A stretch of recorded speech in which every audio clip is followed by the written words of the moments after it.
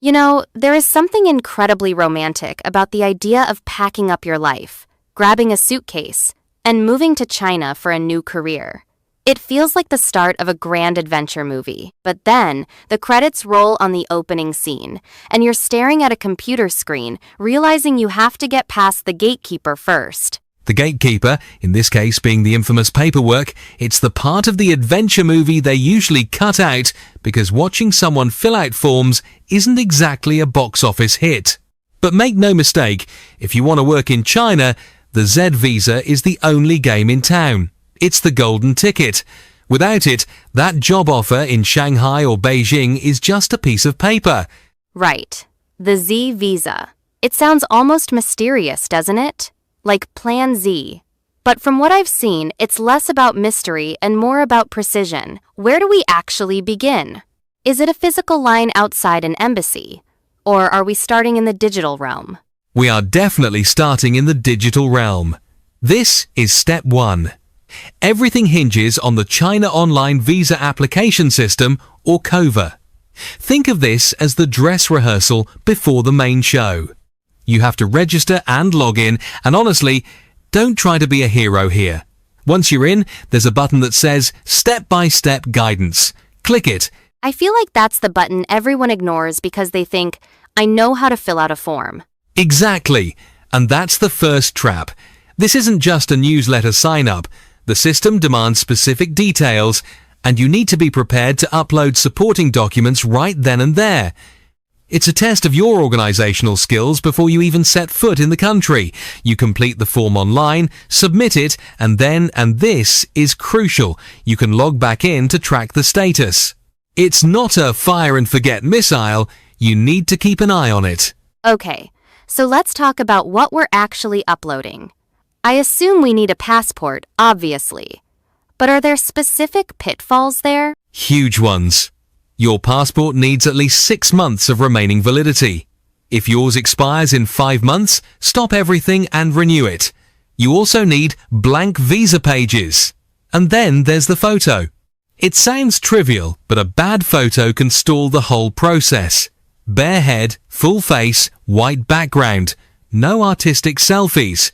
But the real MVP of this application isn't the passport. Let me guess.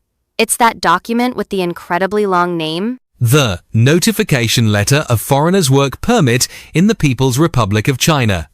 As part of the China International Leadership Program, the Ireland Sino-Institute School in China will provide this key document to program participants. That's a mouthful. We usually just call it the Z Notification Letter. This is the document your employer in China helps secure for you. It is the proof that you are actually wanted and needed. Without this letter, the embassy won't even look at you. It's the bridge between your job offer and your visa. For more details on this document, please visit payhip.com/allthingschina. Pat McCarthy, Director of the China International Leadership Program at the Ireland Sino-Institute, manages schools across China and assists applicants in obtaining key documents for the China Z visa. So, let's say I've conquered the online system. I've got my Z letter, my passport is valid, and I've uploaded a passport photo. Do I just wait for the visa to arrive in the mail? Not quite. The digital world can only take you so far. Step 2 brings you back to physical reality. Depending on where you are, say, the US or the UK or elsewhere, the procedure varies slightly. Generally, after the online review, you have to go to the Chinese embassy or consulate. Is that a walk-in situation? Usually, you need to book an appointment through the system. However, and this is why you have to read the fine print for your specific location, some places allow walk-ins during opening hours.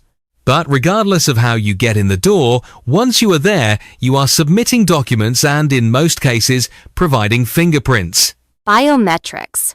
That makes it feel very real. It's not just paperwork anymore. It's identity. Precisely. And there's an interesting edge case here. What if you aren't in your home country? Say you're an American citizen currently living in France. Can you apply there? I would assume so, but I bet there's extra paperwork. You bet correctly. If you aren't in your country of citizenship, you have to prove you have the legal right to be where you are. Residence permit, valid visa, proof of legal stay, you have to show the authorities that you aren't just drifting. You need to be legally present to apply to go somewhere else. That makes sense. It's about establishing a chain of legality. So, fast forward. I've submitted the online application, submitted documents at the embassy, and given my fingerprints. Do I pay them right then and there? Surprisingly, no. That's step 3.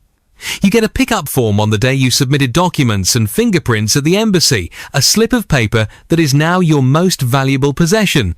You don't pay the visa fee until you come back to collect the passport. It's essentially payment on delivery for your future. Keep in mind that each embassy has its own preferred payment method, so be sure to check the website of your nearest Chinese embassy for specific details. That's actually quite convenient.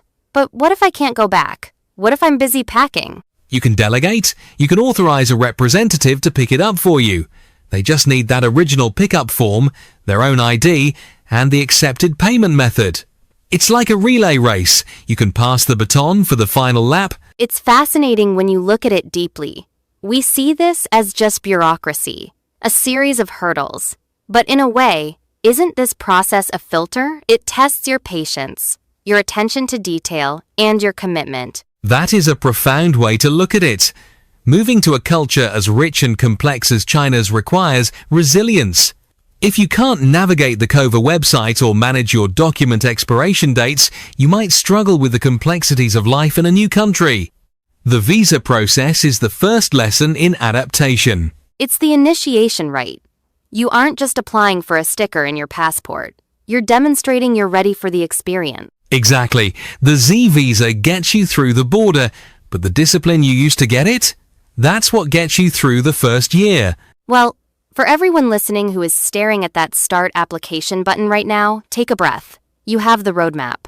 The rest is just putting one foot in front of the other. Just don't forget the white background for the photo. Laughs right. Good luck, everyone.